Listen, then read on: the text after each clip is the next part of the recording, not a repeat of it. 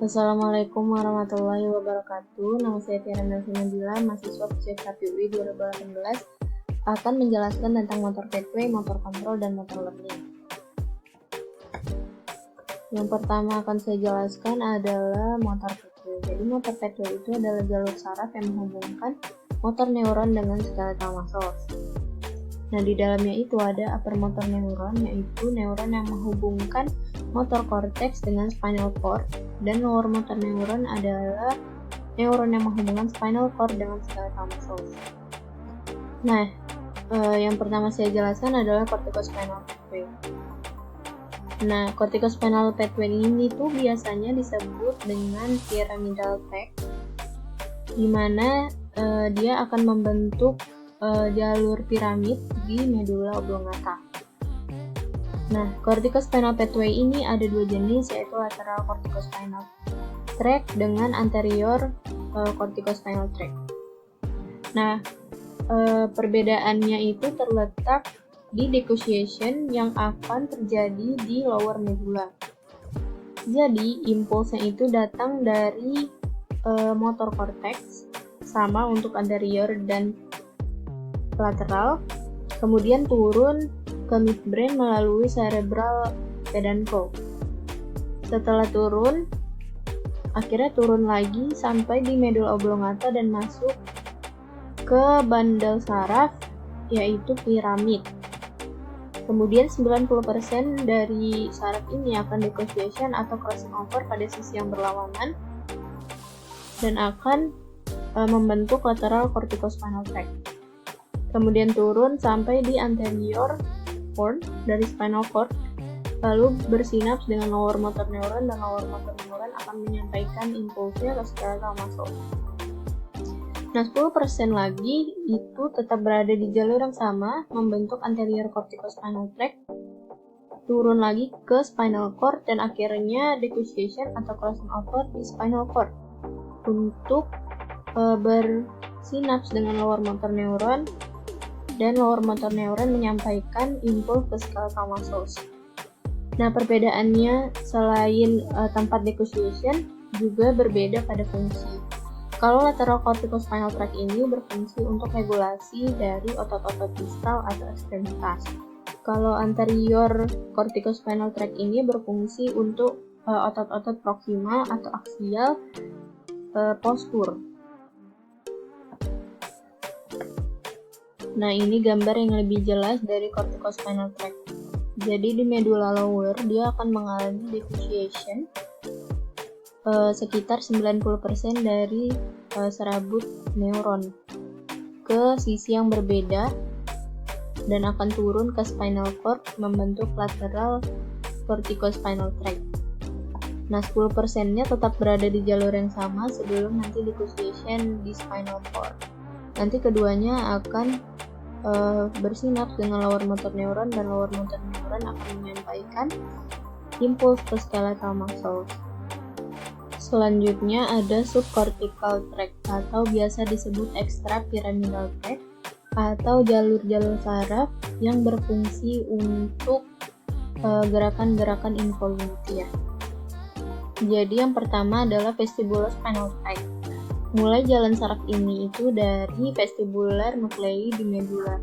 Nah, dia ada dua jenis, yaitu ada medial dan ada lateral. Nah, yang medial ini turun melewati medula, lalu akhirnya sampai di spinal cord. Bersinaps dengan anterior white column dan bersinaps lagi dengan neuron alpha dan neuron gamma. Yang lateral juga sama, dari lateral vestibular nuclei turun sampai ke spinal cord. Perbedaannya adalah lateral itu berfungsi untuk mengatur otot-otot aksial, jadi postural.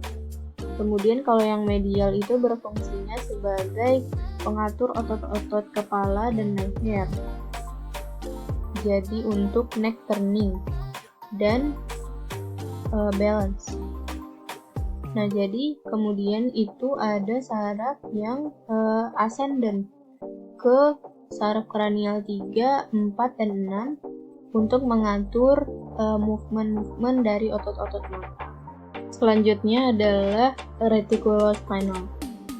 Jadi reticulospinal tract ini juga ada dua, ada yang bermula dari pons atau pontin reticulospinal, ada yang bermula dari medula atau medulla reticulospinal. Jadi si pontin itu mulanya dari pontin reticular formation turun ke bawah melalui pontin reticulospinal tract, turun ke spinal cord sampai di anterior white column dan bersinaps dengan neuron alfa dan gamma, lalu mengaktifasi neuron-neuron ekstensor sehingga fungsi dari pontin reticulospinal ini untuk membantu kerja vestibulospinal tract.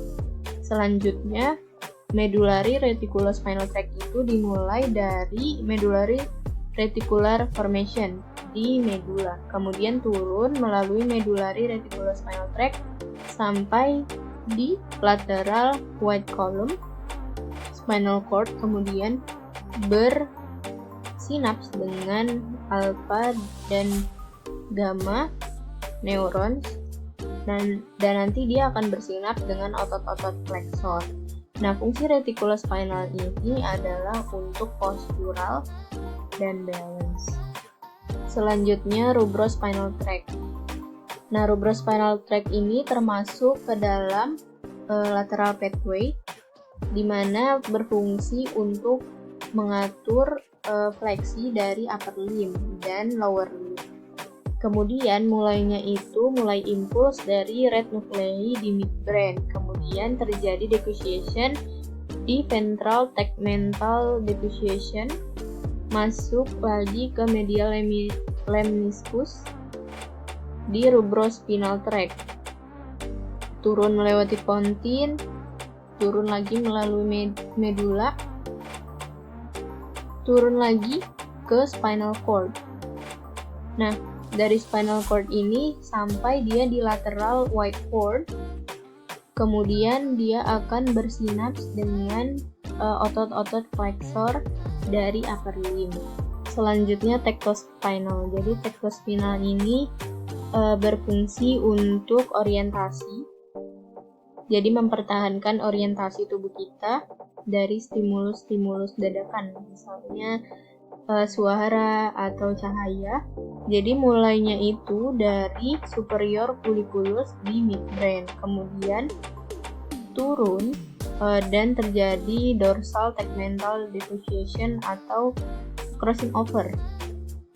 Turun lagi melewati pons, turun melewati medula, melewati piramid sampai di spinal cord.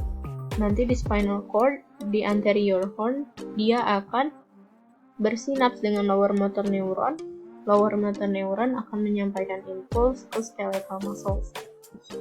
Selanjutnya motor control dan motor learning. Jadi motor control itu adalah fokusnya pada pengaturan dan koordinasi postur gerakan dalam sistem saraf.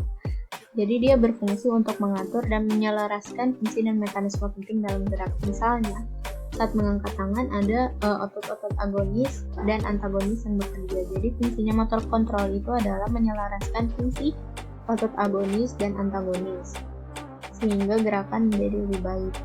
Lalu ada motor learning, difokuskan pada motor skill yang mempelajari gerakan terampil. Nah, dia juga berkaitan dengan pengalaman dan proses belajar sehingga otak akan bisa respon impuls lebih baik lagi. Sehingga gerakan yang dilakukan juga akan lebih terampil. Keduanya ini merupakan komponen penting dalam motor development atau perkembangan motorik.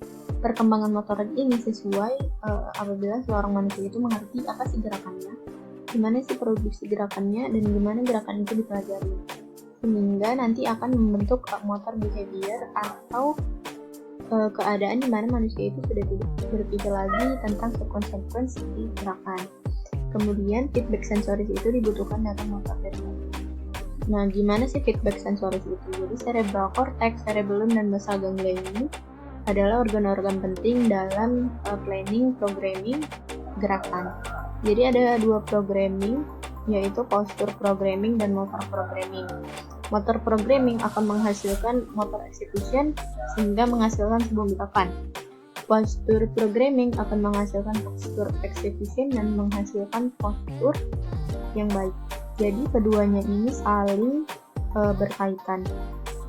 Motor programming akan memberikan feed forward control atau kontrol yang dapat diberikan sebelum gerakan, misalnya jadi seperti gerakan yang atau kontrol yang bisa diprediksi.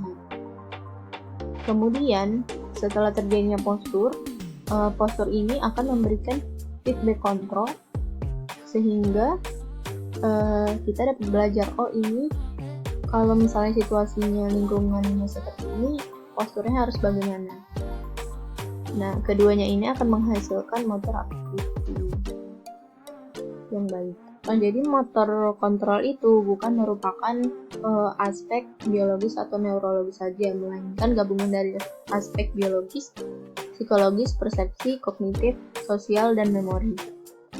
Jadi, dalam sebuah gerakan itu atau perkembangan motorik, yang terjadi adalah pertama motor kontrol, kemudian motor learning, motor behavior, hingga menjadi motor development yang baik. Selanjutnya hierarki motor kontrol. Jadi dalam hierarki motor kontrol ini ada konsep dasar motor kontrol dalam fungsi dan aktivitas motorik. Yang pertama tradisional, yaitu refleks. Di sini maksudnya adalah refleks sebagai reaksi adanya rangsangan, misalnya ATMR, CNS. Kemudian klasik refleks, yaitu respon yang berbeda dari setiap sumber refleks. Misalnya pada spinal cord, itu untuk basic refleks atau refleks yang durasinya sebentar, di brainstem untuk postural atau tonic refleks yang durasinya lebih panjang, midbrain untuk lightning, dan cortex untuk motorik dan keseimbangan. Jadi motor learning menurut Mulder dan Hostenbach pada tahun 2001 mengidentifikasi 4 aturan dasar untuk motor learning. Yang pertama, informasi adalah penting. Yang kedua, informasi harus variabel. Yang ketiga, informasi harus bermakna. Yang keempat, lokasi pelatihan harus berhubungan dengan lokasi aplikasi. Selanjutnya, pembelajaran motorik dapat dibagi menjadi 2 wilayah, yaitu eksplisit dan implisit. Eksplisit biasanya belajar dari info faktual dan membutuhkan kemampuan kognitif yang lebih besar. Lalu implisit itu berdasarkan pemahaman motorik dan sampai otomatisasi. Kemudian tahapan motor learning ada tahap awal, tahap peralihan, dan stadium lanjut. Pada tahap awal ini kinerja lambat di bawah bimbingan sensorik, bentuk gerakan tidak beraturan, dan waktu kerja bervariasi. Kemudian tahap peralihan sudah pada tahap sensori motor dan peningkatan kecepatan. Stadium lanjut, cepat, terotomatisasi, kinerja terampil, timing gerakan yang sama, dan kontrol sensorik harus dibidang.